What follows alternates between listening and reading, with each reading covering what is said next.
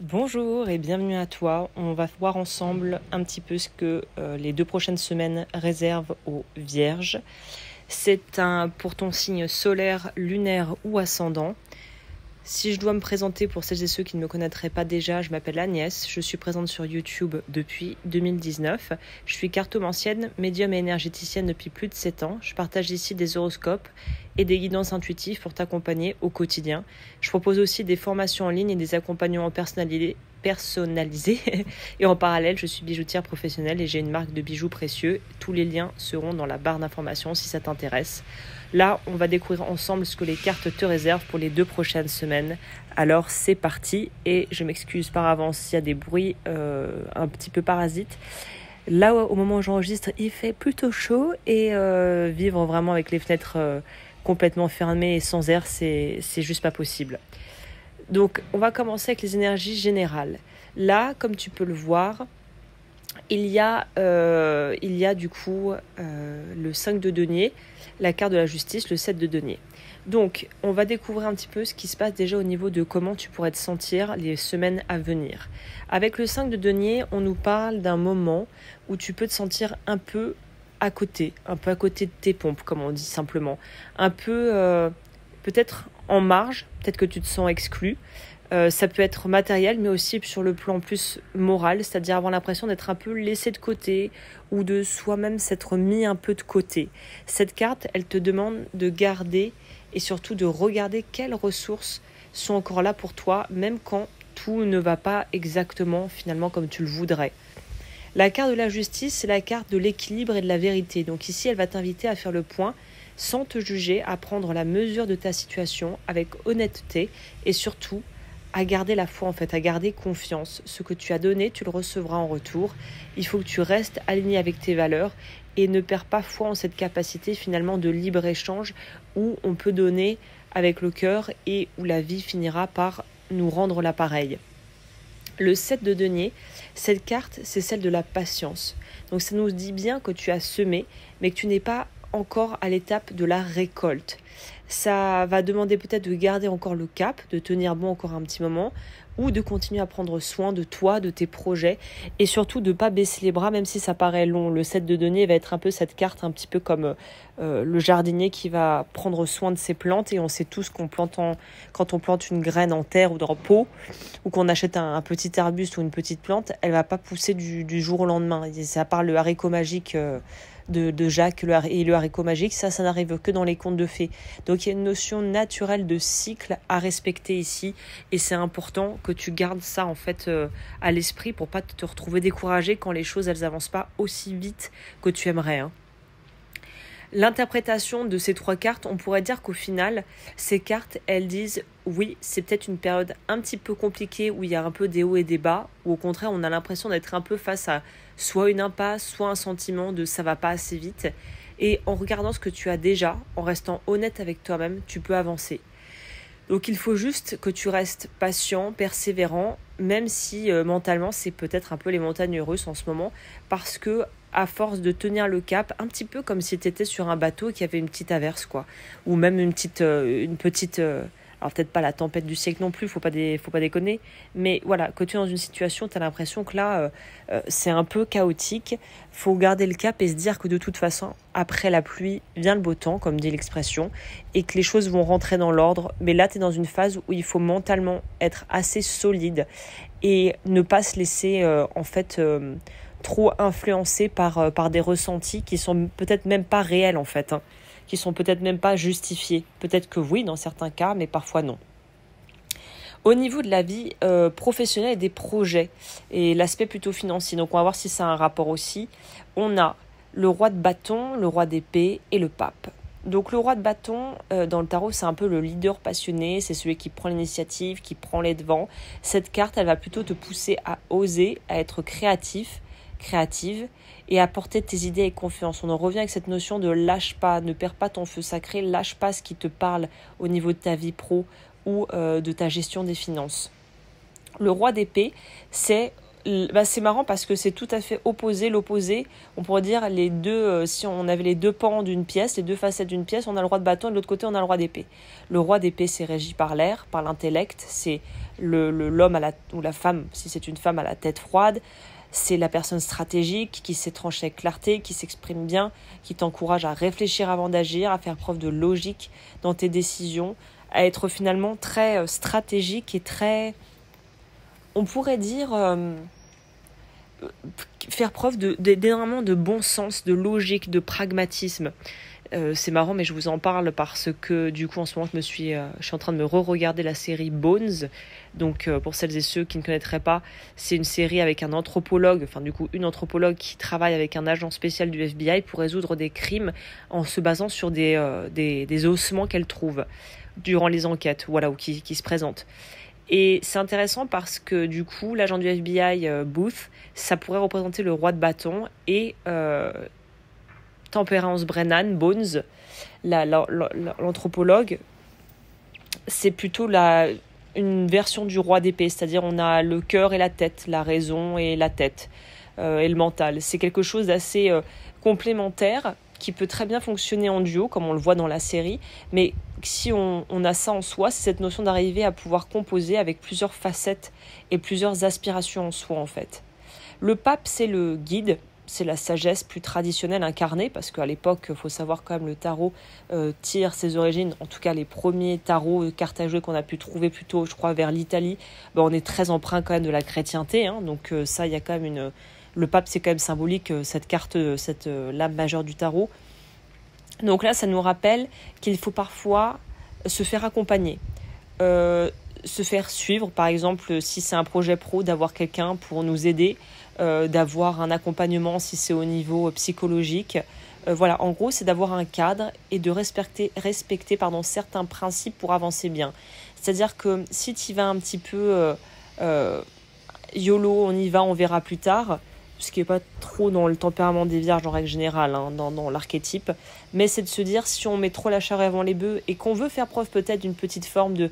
C'est peut-être ça en fait pour toi le challenge de ce mois-ci, c'est de se dire, je vais peut-être être tenté d'être impulsif et de faire exactement, avoir une approche et une attitude qui me ressemble pas, et de se dire, c'est bien, c'est le changement, allez, je vais essayer de sortir un peu de ce que je connais, je vais essayer de sortir de mes habitudes, je vais essayer de sortir un peu de ce que je fais de mon temps, dans mon comportement habituel, je vais essayer de briser la routine, et puis en fait, c'est des décisions impulsives ou des choix qui seront pas porteurs, parce qu'il faut pas renier non plus son tempérament de base.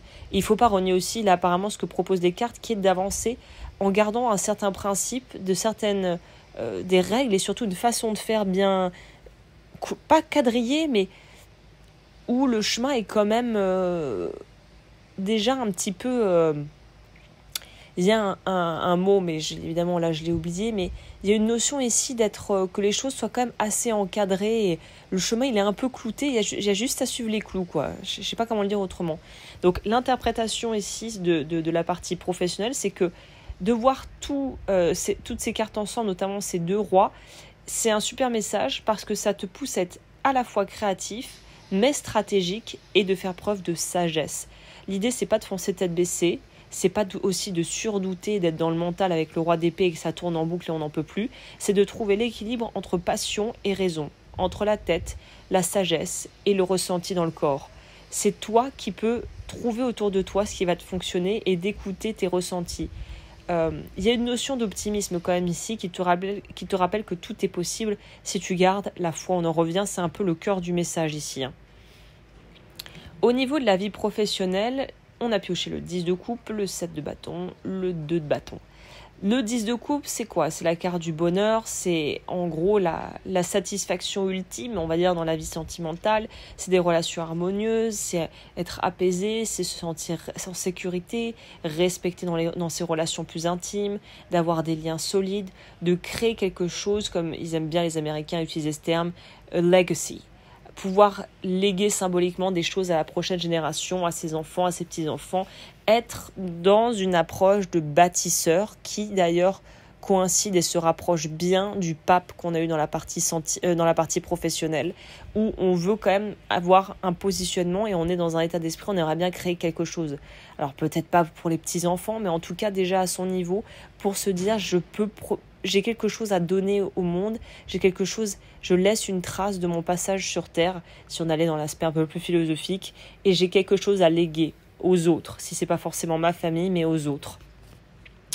Le 7 de bâton, c'est une carte qui nous parle évidemment de défendre tes valeurs, de défendre ce qui compte pour toi, même parfois s'il faut un petit peu se battre pour faire entendre ses droits, c'est-à-dire que si dans les relations nos besoins ne sont pas remplis comme on voudrait, on a toujours possibilité de déjà soi-même demander de l'aide, c'est-à-dire par exemple les gens qui auraient du mal à poser des limites, peut-être de demander conseil à un thérapeute ou je sais pas, un coach ou quelqu'un qui peut t'aider en fait à apprendre à mieux poser des limites, à travailler sur cette raison qui fait que tu n'arrives pas à poser des limites.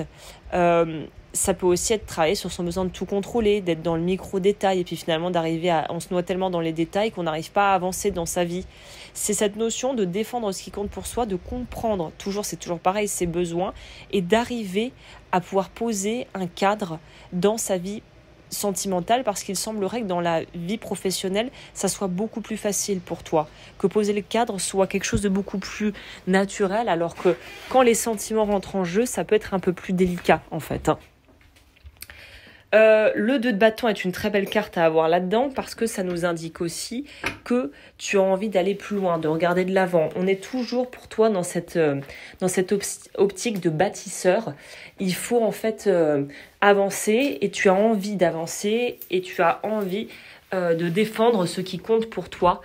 Parfois même quitte à vraiment aller contre-courant, mais pour avoir un suivi par rapport à tes valeurs, ce que tu as envie de vivre, ce que tu as envie de faire, ce que tu vois aussi peut-être des choses dont tu es témoin qui te plaisent pas, et d'arriver à dire écoutez, moi ça me plaît pas, ou au contraire ça je suis ok avec ça, et d'être très clair à ce sujet. Donc en gros, c'est savoir à chaque fois se positionner, et c'est ça le plus dur, de la façon la plus juste en fait.